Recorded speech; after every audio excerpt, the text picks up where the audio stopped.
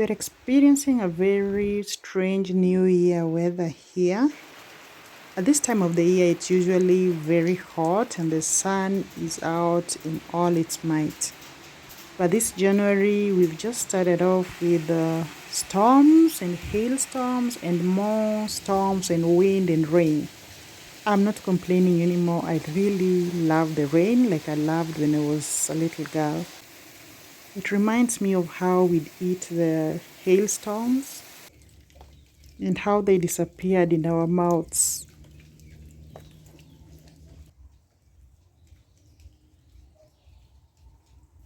I know it's the time to sit indoors and get cozy, but I'm just tempted to go out. The yard is flooded and I just feel like playing in the rain a bit. And because I'm an adult, it's gonna look funny, so I just have to pretend to be doing a chore. But deep down, I really wanted to play on those floods.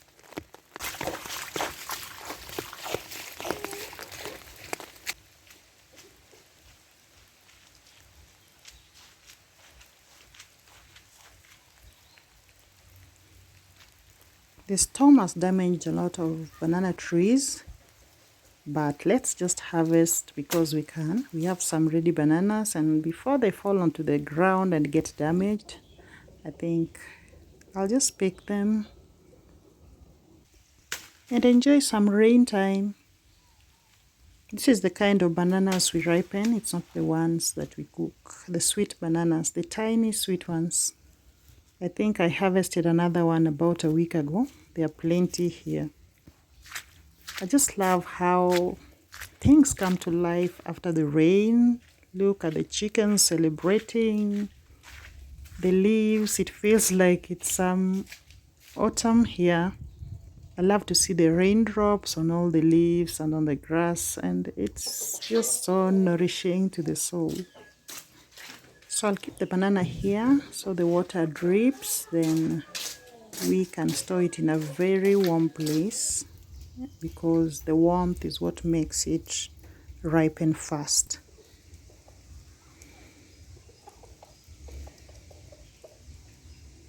If you're wondering why I love the village so much, these are the scenes that I live for.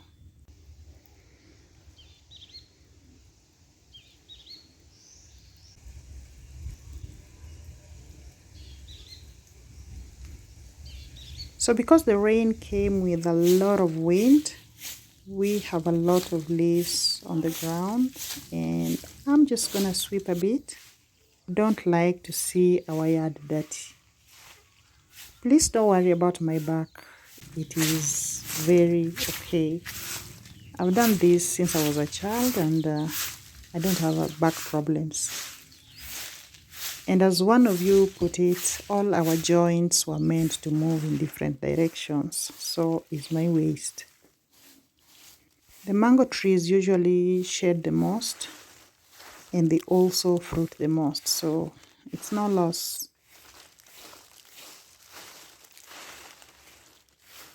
So what's the weather like where you live? Is it raining? Is it winter? Is it sunny? I know the climate change has affected many of us. We are one of those people affected because this is not the kind of climate we are used to at this time of the year. So please let me know what's up in your area.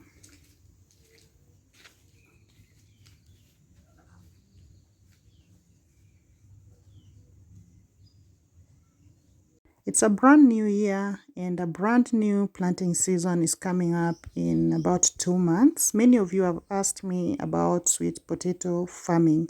So today I want to introduce you to sweet potato farming. If you are interested, please just go check out my website, yellowflesh.co.ke. So here you'll find everything I do, supply of vines, potatoes, consultancy services. And we've made it so easy for you to make any orders or any inquiries. We have our email address and our phone number, so you can contact me directly if you need to order anything. We also do farm demonstrations and If you're just looking for that guidance, we have a manual that will guide you from farm preparation to post-harvest handling. So to order, just tap on order, then it will give you a template where you will fill in all the details, your phone number, your email address, the size of your farm, and the number of bags you'll need, and that we will guide you depending on the size of your farm. Then you will also be able to select a variety you want. Internet is not so good, but it's supposed to give you all the options that we have.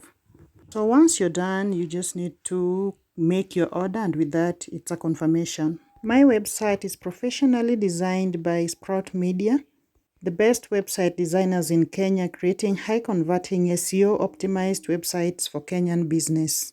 You can check them out on sproutmedia.co.ke. My website is so easy to navigate. I went to the market the other day and I bought myself some sesame seeds. We don't grow sesame in this region. I don't know what kind of conditions it does well in, but all the time we buy. And today I promise I'm making the last sweets of this season because I'm just beginning a very strict diet.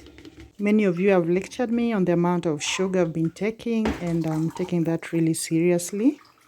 So I promise this is the last one. So usually I wash them in a lot of water. I let them float in the water because they usually have some really tiny particles of sand. So as I pass them through the sieve, the soil is left at the bottom of the bowl, and I have clean sesame. So I'm going to spread them on this tray and then put them in the oven for about 10 minutes to dry them up and roast them a bit. Then we can make my favorite sesame snack. This reminds me so much of high school. There's this town we always passed by and they sold a lot of sesame snacks there, and we would chew on them on our way to school, and we would carry some. I later on stopped buying them from that town because I got some stories of the kind of unhygienic conditions they were being made. And these days, I just prefer to make my own. So first, we're going to use sugar to make some caramel. This is going to make it sticky, and it's just going to hold it up together. I love sweets. Yes, I'm guilty as charged, but I promise this is the last one. So then I'm going to add the roasted sesame seeds, and I'm just mixing everything up. It gets really sticky, and that's what is holding it up together. I'm using a baking paper, and I'm just going to cover it, then roll it over using a rolling pin. And in the process, we're just trying to shape it up. I want to make little blocks. The ones we used to buy used to be round in shape, like little balls.